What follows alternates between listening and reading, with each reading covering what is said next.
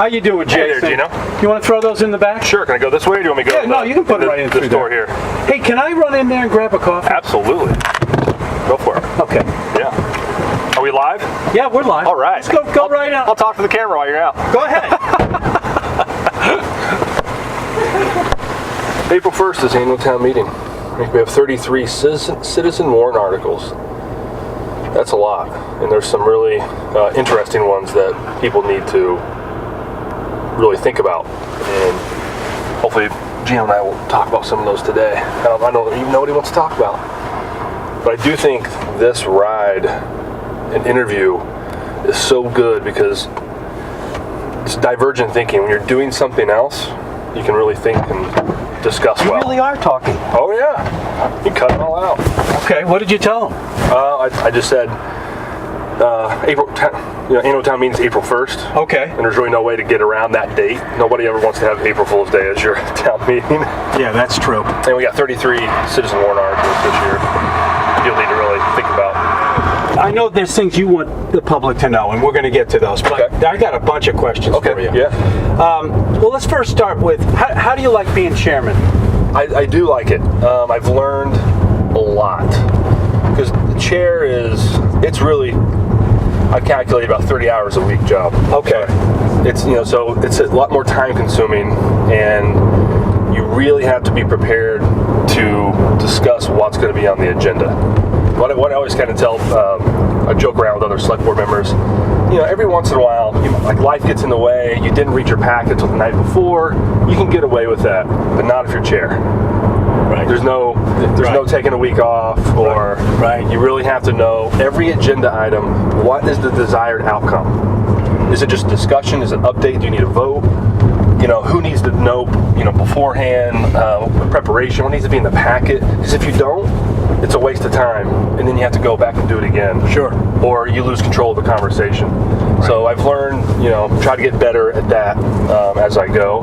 Yeah. And I think also being chair, trying to get the best discussion out of your board. And knowing that every board member sees it differently, and that's okay, that's good. And trying to get the best out of them.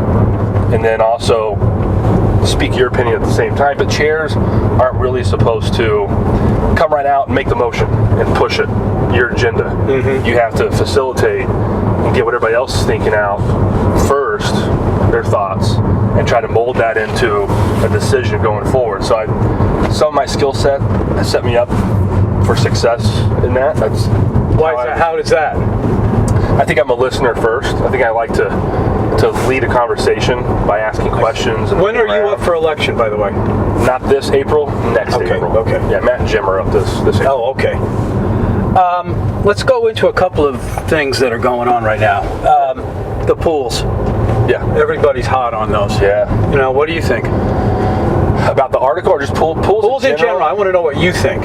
For me personally, I would never, ever, ever build a pool in my house living here. I come from Indiana where everybody has pools because no one has an ocean. No one has that. I understand why people build them, right? For their family, they want to have a pool. I go to a friend's house, we hang out at the pool, it's really nice. Mm-hmm. But personally, I would never build one. We have 800-ish pools. Do we need to rein them in? It's tough. It's that whole... Is it too late? Is that because it's too late? There's just, how many more pools could we build? Oh gosh. I think pools are hot right now. The last 5-10 years, we've seen a lot more. There's an HCC appeal on maybe 2 select board meetings ago about building a pool at the Tommy Hilfiger house. Right.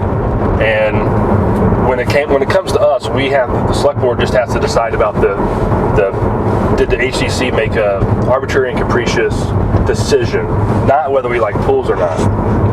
So that's kind of hard. We as a select board member, we have to remember, it's not we love pools, and did they make a good decision or not? And HCC doesn't have a lot of, as long as you can't see it from the road. They're putting the pool in. The neighbors said we didn't want it.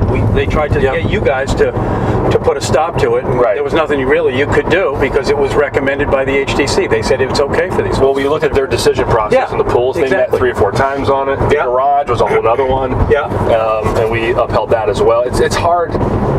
The HCC, they do a good job of trying to dot all their I's and cross all their T's because they know there's going to be a lot of appeals. Go in here for a bit. Yeah, there's lots of stuff. I mean, you might have some stuff to talk about in here, right? Yeah, so there you are. I don't love them, but we'll see where it goes. Property. I mean, there is an article coming up for town meeting that tries to rein them in a little, right? Trying to rein them in. I think it's a little. I think it went a little too far. This particular Citizen Warren article. Yeah. I would like to see more, maybe just on setbacks and.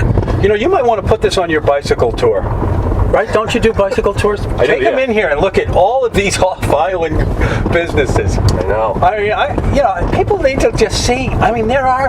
How many would you say that? There must be 100 here. 100 of these things here. And this is crazy, but if we didn't have this, they'd be parked all over downtown on North Beach Street. That was a big problem 5-6 years ago, getting them out of downtown because they would leave them for the weekend or leave them for 4 days. Right. So here, nobody can see them. Nobody sees them. No, right. It's low key. They have to pay for it here. Do they? I didn't know they did pay. Yep. Okay. Well, is that new? It's newer. Yeah. Okay, that's good to hear. What do you think about? Yeah, Green Lady right there. That's the new. Oh, let's take a look at that. See it there?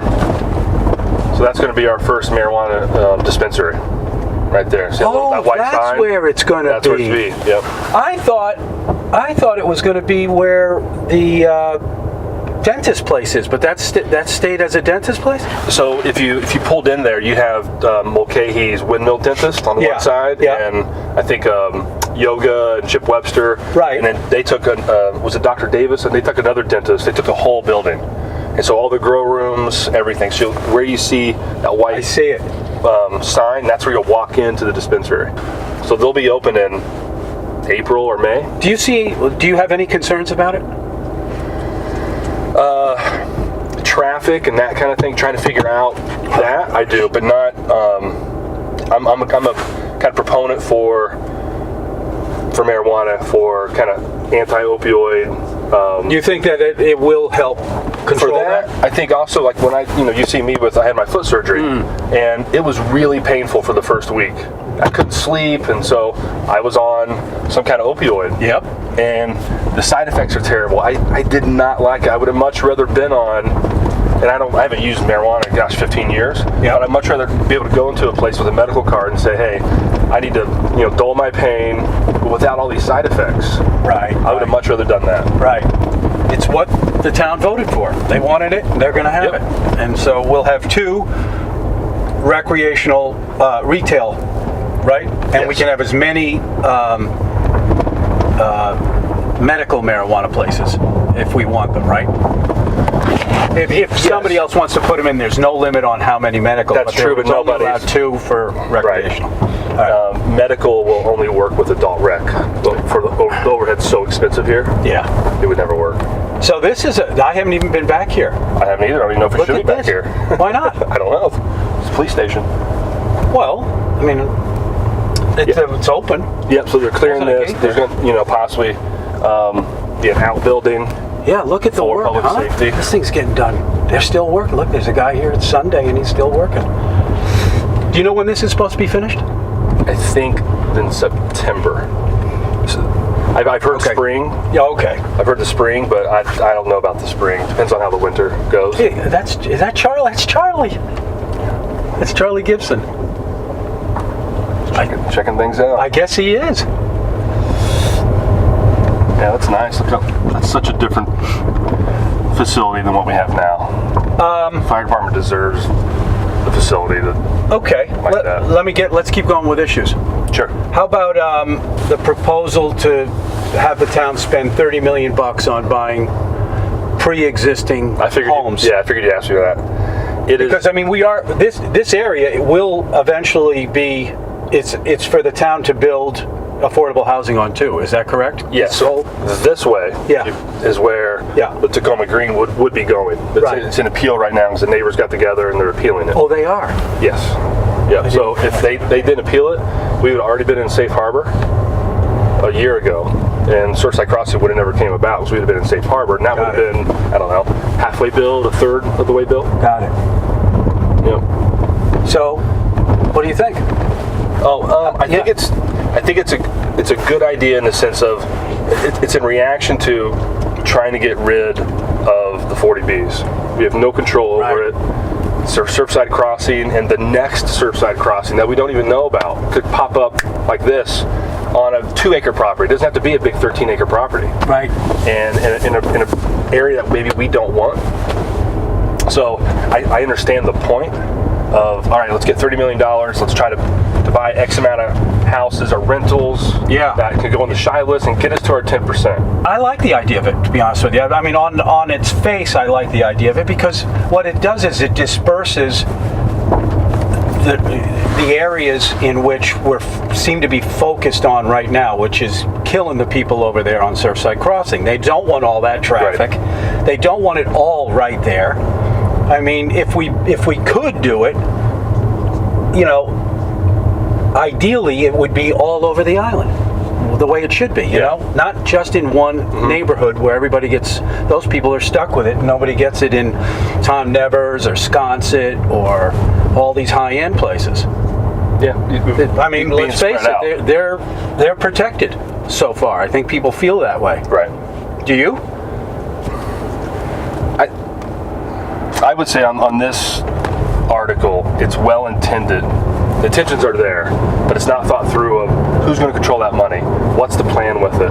It's just, if it passes, we have appropriations to borrow, authorization to borrow $30 million, but who's going to run it? Who's going to run it? That's a lot of money without having a really, really great plan. Yeah, Okay, well, we're going to find out about the plan, I'm sure. I'm sure they're going to have some sort of idea on how it works. But